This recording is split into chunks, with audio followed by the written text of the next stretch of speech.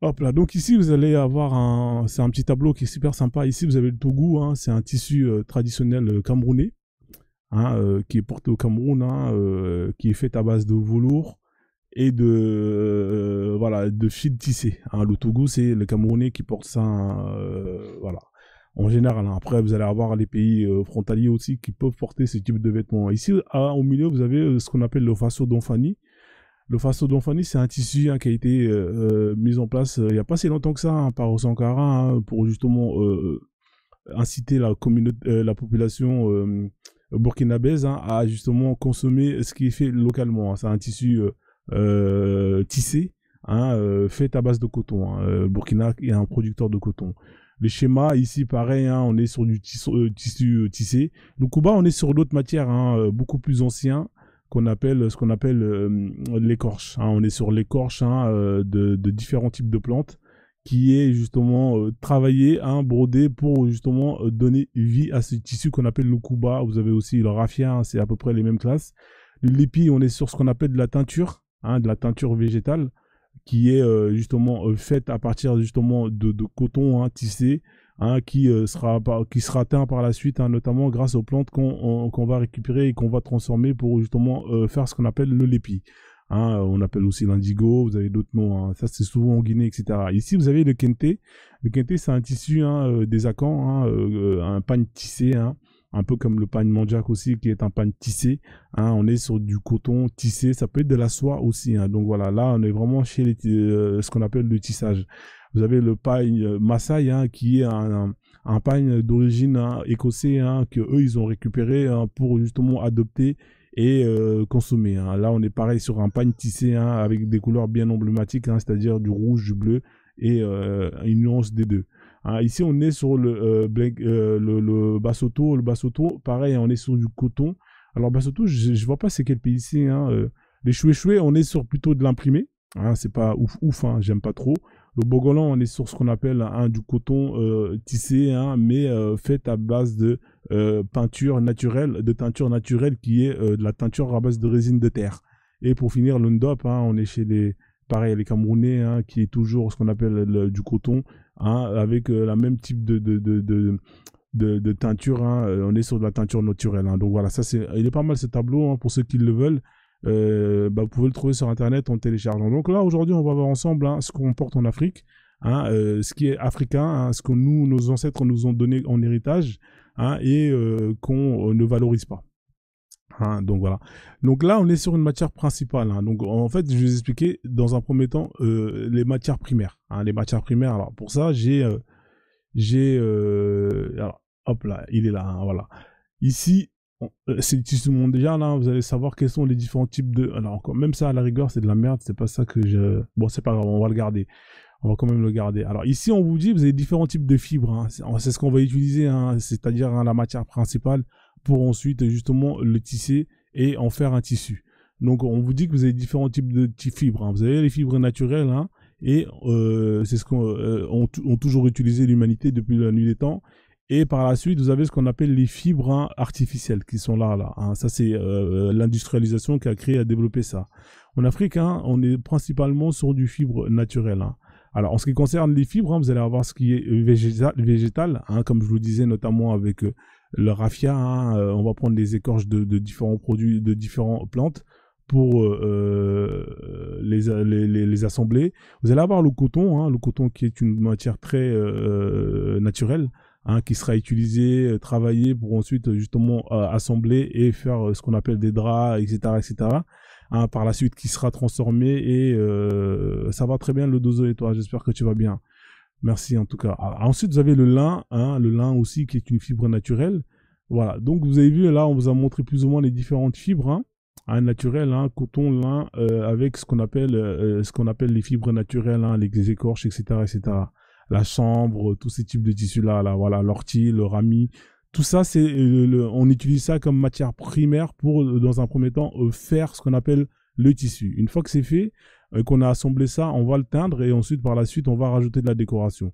Ensuite, hein, les Babtous sont venus, ils ont créé ce qu'on appelle l'industrie, hein, ils ont mis en place, ou semi-artificiel, hein, ça veut dire qu'on va utiliser un mélange un mélange de ce qu'on appelle ce qu'on appelle d'artifice chimique avec chimique avec du naturel. Ou sinon, on va utiliser naturel. Ou sinon, on va utiliser 100% synthétique, 100% artificiel. C'est souvent ce qu'on utilise, on porte, le polyester, etc., etc. Tout ça, c'est des matières 100% chimiques, voilà, qui sont, pour moi, j'estime, de la merde. Donc voilà, ça, c'est plus ou moins la base. Je vais vous montrer quelques images ici. Alors, en ce qui concerne les matières primaires, ici, vous avez ce qu'on est, en ce qui concerne le... attendez, parce que le petit rend ouf.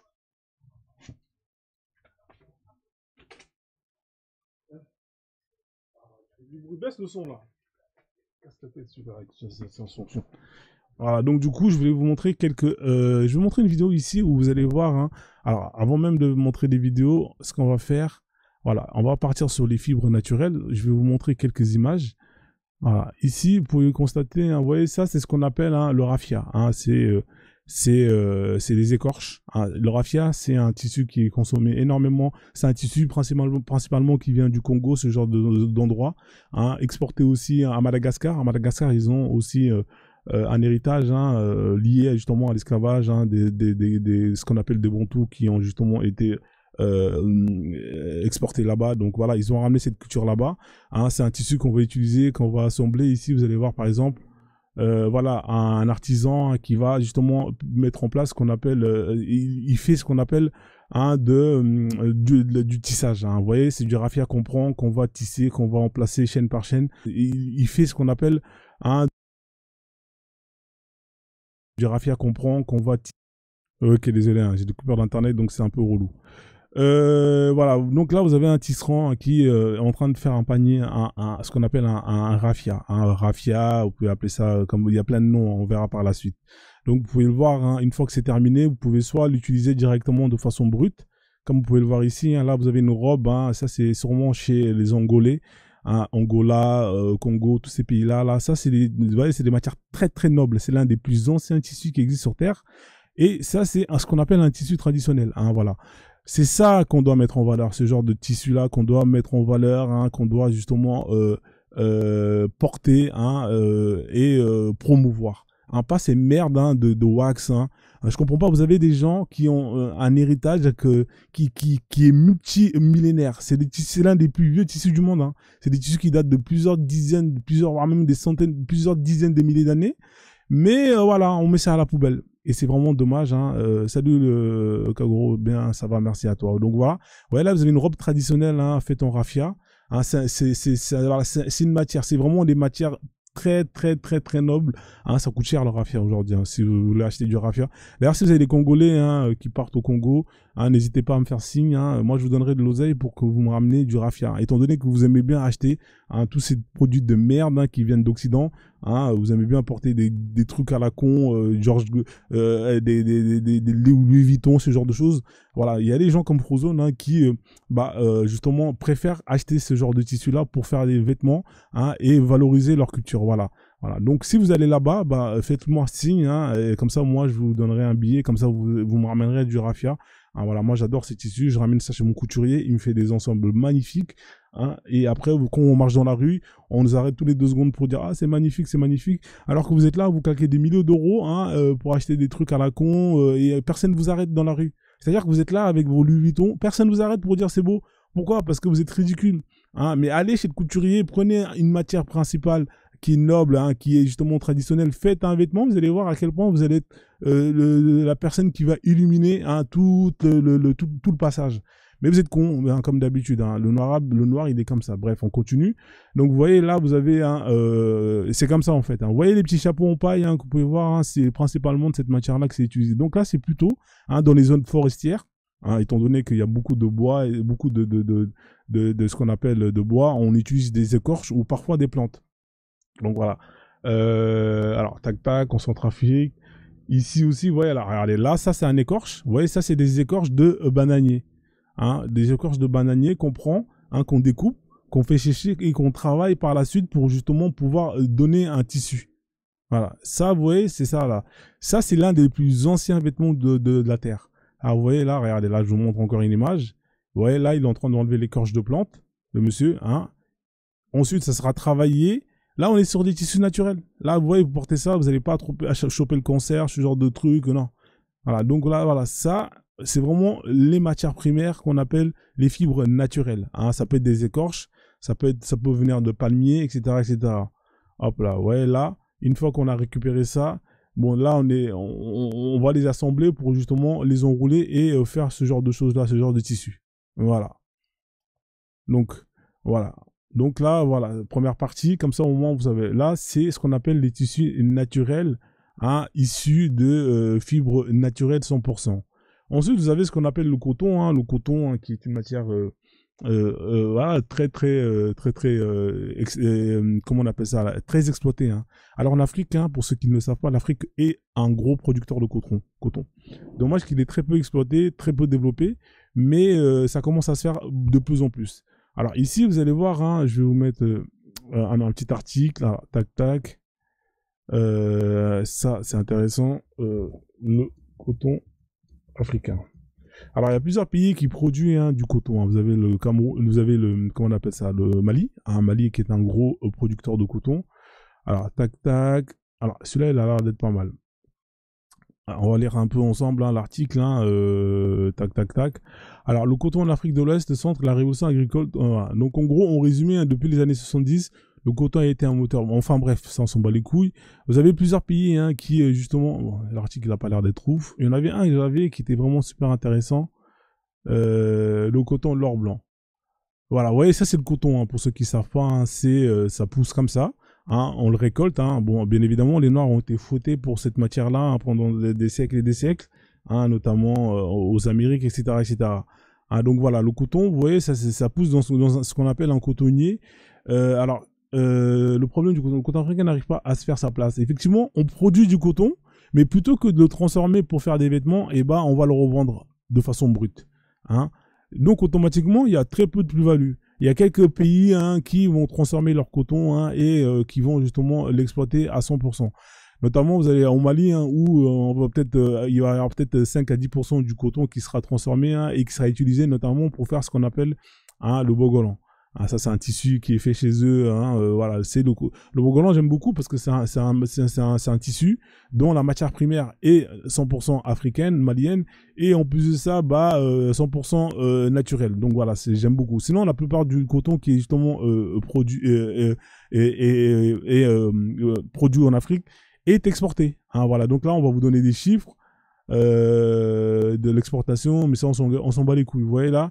Mais il y a quelques pays hein, qui ont commencé à industrialiser plus ou moins le coton qu'ils produisent, hein, notamment, si je me trompe pas, vous avez, alors, le Mali, ils ont mis en place une politique de transformation. Alors vous voyez ici, on vous dit le Bénin c'est le leader hein, en Afrique. Donc vous voyez ici, on vous dit, hein, depuis quelques mois, le Bénin est devenu le roi de l'or blanc, s'affichant comme le premier producteur avec à peu près 587 000 tonnes. C'est énorme, hein, de matières produites en 2023. Hein, le coton joue un rôle primordial, hein, 40% du PIB. Donc voilà, on peut vraiment dire que le coton au Bénin, voilà, c'est vraiment le business numéro 1.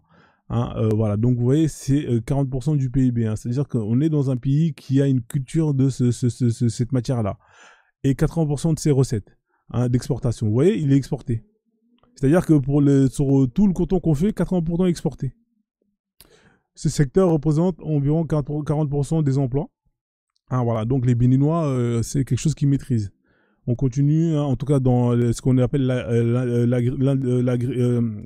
dans ce qu'on appelle le plantage, etc., etc. Après, je sais qu'ils ont mis en place une politique de transformation de leur coton hein, et qui va payer hein, logiquement. Donc on continue ici. Voilà, vous avez le Bénin, on a le Mali, on a encore quoi comme autre pays? On a le Burkina Faso, si je ne me trompe pas aussi, qui produit du coton. Alors, hop là, on va regarder ça, le Bénin, voilà, c'est ça. Quel est autre pays qui... alors, vous voyez là, ici en 2024, on dit que le Mali est revenu. L'autre article daté de 2022, mais là, on vous dit que le Mali est redevenu numéro 1 avec 690 000 tonnes. Mais malheureusement, ce sont de la matière brute qui n'est pas transformée, hein, donc c'est un peu dommage. Voilà, donc ça se joue, hein, c'est très serré entre ces trois pays-là. Burkina Faso, hein, vous voyez aussi, hein, un producteur de coton. Voilà.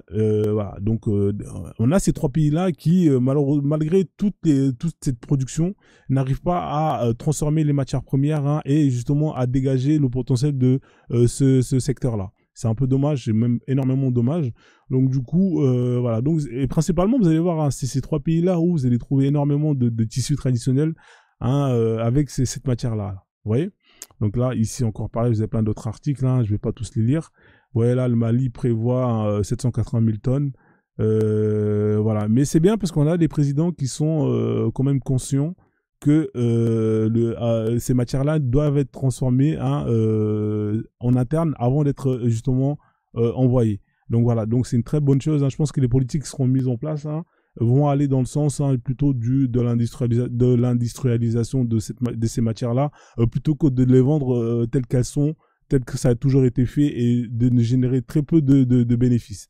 Ok, donc du coup, on revient à la matière première principale du coton, hein. Vous avez vu la matière telle qu'elle est, hein, voilà, c'est un truc blanc comme ça qu'on va récolter, et ensuite, par la suite, on va faire ce qu'on appelle, hein, on va faire des fils qu'on va assembler pour justement faire ce qu'on appelle un drap, ou voilà, un drap, tout simplement, des draps, hein, c'est ce qu'on appelle la matière principale.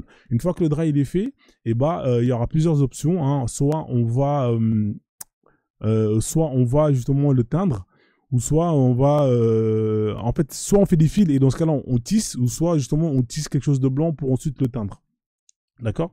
Donc du coup ici, alors je reviens derrière, là, ça c'est la deuxième matière première, hein, matière naturelle. Tac tac tac, le coton, on est ici sur le coton. Donc par exemple ici vous allez voir que on va tisser. Là, on est au Bénin, hein. On va vous montrer comment on va transformer le coton une fois qu'il est assemblé en batik, hein. Le batik, c'est une forme de... c'est une teinture, hein. C'est une teinture naturelle qui est faite à base de plantes, hein, pour justement donner cette couleur qui est orientée plutôt bleu ou violet. Donc, on va regarder un peu, ça dure pas longtemps et après, je reviens.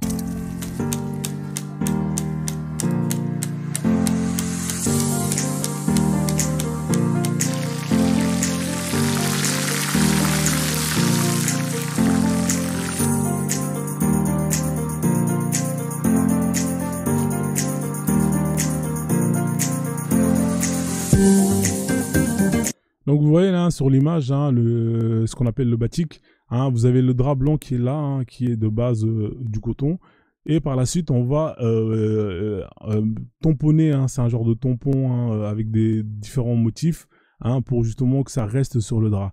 À la base, hein, il peut y avoir ce qu'on appelle une première teinture, hein, pour casser ce blanc, pour donner notre couleur, et par la suite on appliquera exactement la même méthode justement sur ces tissus pour voilà, donner des formes.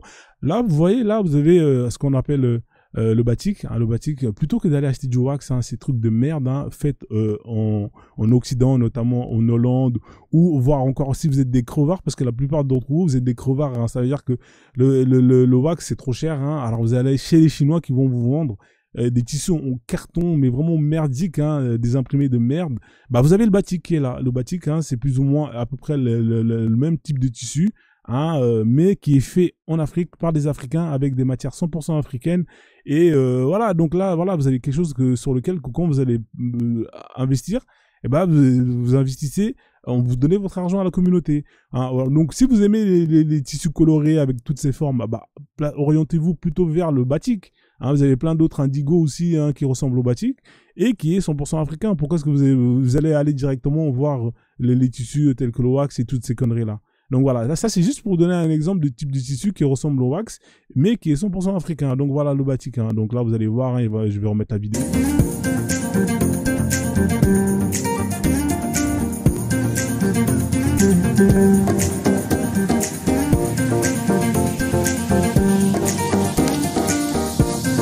Voilà, donc lui, il fait complètement l'inverse. En fait, il imprègne, il met d'abord ce qu'on appelle les motifs, et après, par la suite, il va le teindre. Vous voyez là, tout ça, c'est naturel. C'est pas comme le bazin où c'est des teintures chimiques, où vous avez ces femmes qui font ça, hein, la plupart, c'est des femmes, et qui chopent le cancer à je ne sais quel âge, hein, et qui polluent notamment les terres. Là, vous voyez, on est sur ce qu'on appelle la teinture 100% végétale, 100% naturelle. Hein, le gars, il fait ça avec ses mains. Et c'est des gens, eux, hein, ils peuvent vivre à l'aise. Hein, vous voyez, donc voilà, on n'est pas dans des trucs chimiques pourris. C'est pour ça la vidéo que j'ai fait en vous disant que le bazin c'est vraiment de la merde. Et ben c'est de la merde, effectivement, c'est de la merde parce que non seulement la matière primaire, elle vient d'Europe, mais en plus de ça, bah la teinture, elle est chimique, elle est dégueulasse, elle détruit, elle pollue. Et voilà, c'est vraiment merdique. Donc vous voyez là, le gars, il est à l'aise. Pourquoi? Parce que c'est de la teinture 100% végétale, 100% naturelle.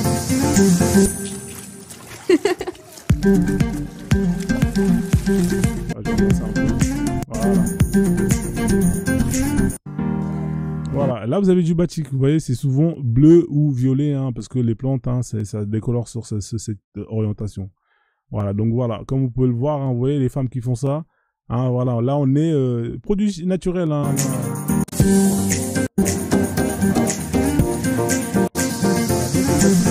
le batik c'est souvent fait en Guinée, hein, la Guinée produit énormément de batik, hein, pour ceux qui ne le savent pas, donc voilà. On a d'autres aussi teinture, hein, qui est différente, hein, notamment la teinture avec de la terre, hein, notamment au Mali, hein, on fait ce type de teinture, hein. Ici vous allez voir comment on fait le bogolan. Cette étoffe en coton vient de subir une longue transformation. Vous voyez là, vous voyez là, comme vous pouvez voir ici, c'est vraiment des matières, c'est des matières, là on n'est pas dans du chimique. Donc vous voyez, moi ça joue beaucoup pour moi, ça. Là on est au Mali, hein, on fait du bogolan. Là, on va vous montrer les différentes étapes. Filage, tissage, assemblage, teinture et enfin la création des motifs.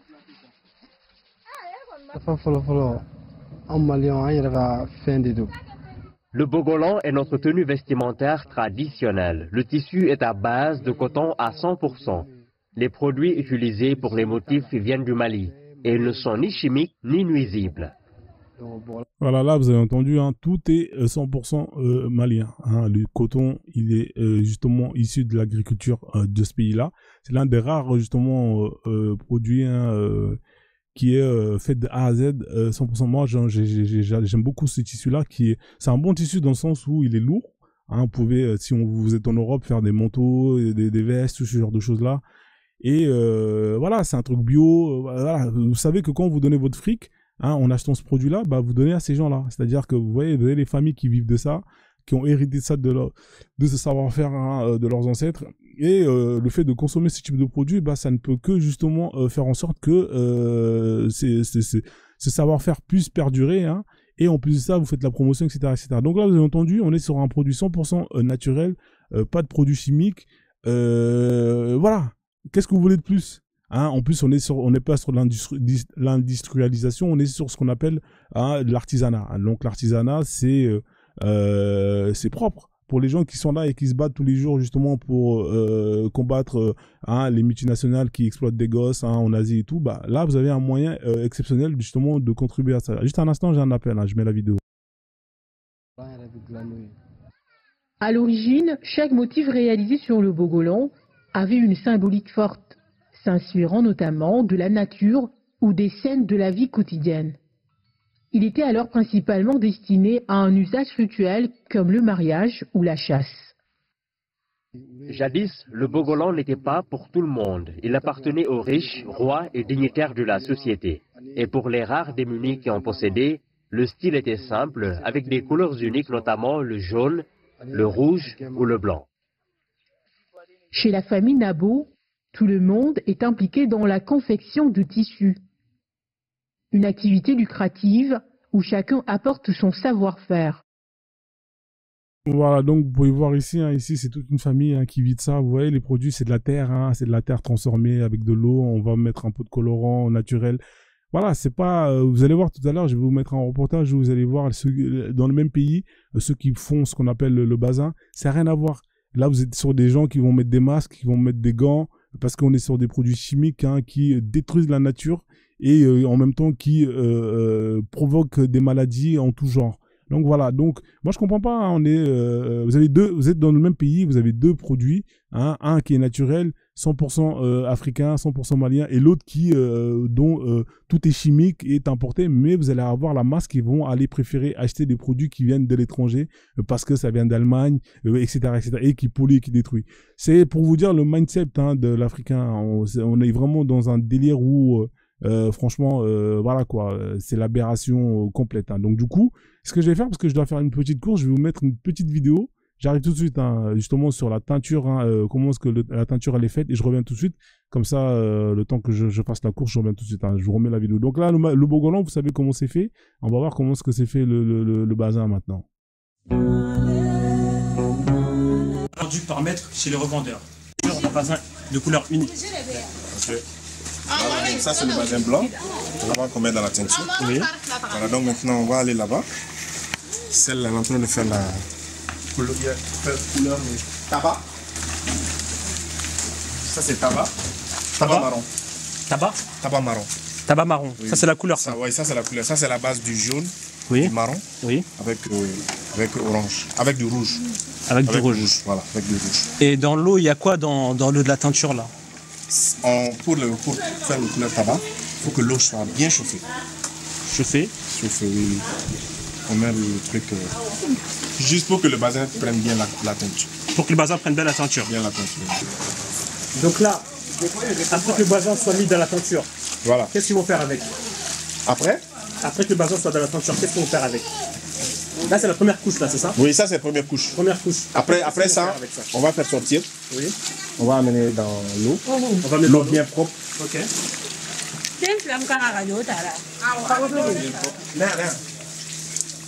Ça c'est le premier. On enlève ici. Pour que l'acide laisse le tissu quoi. On le met dans ce seau-là. Voilà. Pour que l'acide soit éliminé du tissu. Voilà, une du tissu. Après, on met dans le deuxième, le troisième. On enlève. Ah, donc on met en premier dans celui-là. Oui, oui. Voilà, donc vous voyez, je mets une petite pause, hein, histoire de vous montrer. Vous voyez là, on est sur des produits chimiques. Hein. Vous voyez comment c'est dégueulasse, comment c'est la teinture. Bref, je vais avancer. Là, on vous montre le processus. Hein, là, vous voyez, le coton, déjà, il vous a expliqué qu'il venait d'Allemagne. Hein, vous voyez, on n'est pas sur un produit qui est 100% africain. Donc, tac, tac, tac. Alors, qu'est-ce qu'il y avait d'intéressant à montrer? Vous voyez, là, on est sur du chimique. Regardez.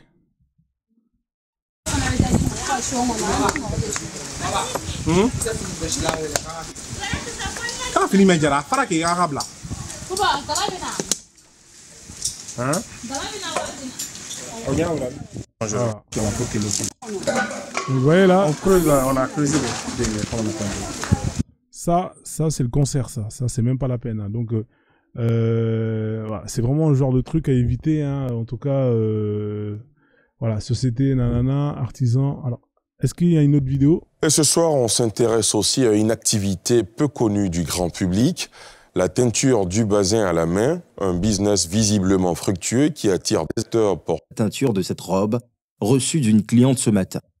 Teinturière depuis son plus jeune âge, elle exerce avec son mari une activité dont la pratique nécessite des mesures de protection. On porte gants pour travailler, quoi.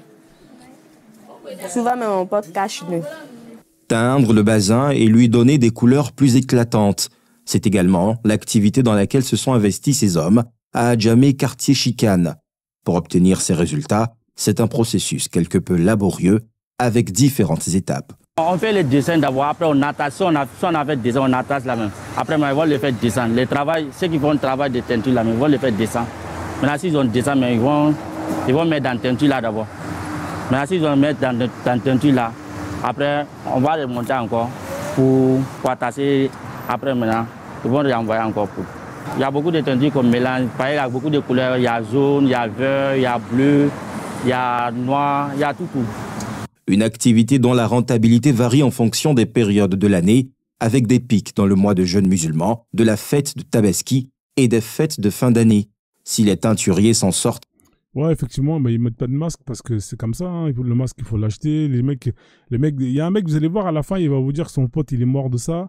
Et il y en a qui disent que après avoir travaillé, tu bois un peu de lait, normalement, t'es protégé. Donc vous voyez, hein, là, on utilise des produits chimiques hein, qui sont nocifs et tout, agressifs. Mais malgré ça, les gens, ils prennent pas des précautions. Vous en avez quelques-uns qui vont mettre des gants. Hein, ça, c'est ceux qui ont un peu les moyens. Mais pour la plupart, ils s'en foutent. Hein, ils vont pas mettre des gants, ils vont pas se protéger. Donc au final, au bout d'arriver à un certain âge, vous chopez des maladies, des cancers, des trucs qui vont vous attaquer le foie. Hein, voilà. Relativement bien grâce à leur activité Celle-ci comporte toujours des risques. Alassane a perdu un de ses collègues des suites de maladies du foie. On nous a dit que si on a fini de faire le travail, là, on prend les cailles là. Pour boire les cailles là, quand on boit les cailles là, même, ça ne peut pas être gravement. Ouais, il y a le même lui-même il est décédé. Voilà, vous voyez, il vous parle d'un collègue à lui qui est décédé hein, suite à des maladies de foie. À mon avis, il a dû choper un cancer. Et des cas comme ça, c'est pas vraiment des cas isolés. Hein, donc voilà, donc c'était très important de pouvoir justement faire le point, hein, notamment sur les types de teintures qui existent. Hein, premièrement, on regarde la matière première.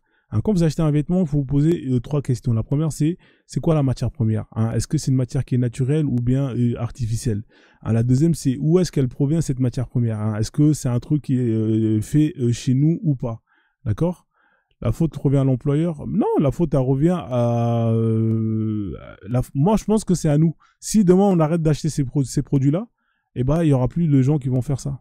Tout simplement. Ils vont s'orienter vers d'autres types de vêtements qui seront beaucoup plus naturels, hein, beaucoup moins nocifs. C'est aussi simple que ça. Je pense qu'au jour d'aujourd'hui, eux, ils vont répondre à la demande. À la demande, c'est on veut des produits de ce genre. Donc, les gens, automatiquement, ils vont le faire. C'est aussi simple que ça. Donc, en gros, je reviens sur ce que je disais. Hein. Premièrement, la matière primaire, est-ce que c'est une matière qui est 100% africaine ou pas? Si elle n'est pas 100% africaine, poubelle, ça sert à rien, n'achetez pas. Ça sert à rien d'aller vous faire aller. La réalité des faits, c'est que les Noirs, vous êtes des crevards. C'est-à-dire qu'au jour d'aujourd'hui, on va vous mettre entre vos yeux 2 vêtements. Un qui va vous coûter plus cher, mais qui est 100% africain. Hein, et un autre qui va ressembler plus ou moins à un produit africain, mais qui va vous coûter 10 fois moins cher. Vous allez acheter le moins cher en sachant que c'est de la merde, que c'est des Chinois qui vont prendre l'argent. Et au final, vous allez détruire ceux qui justement contribuent à faire en sorte que ce qui est naturel, ce qui est culturel, hein, puisse exister et encore exister.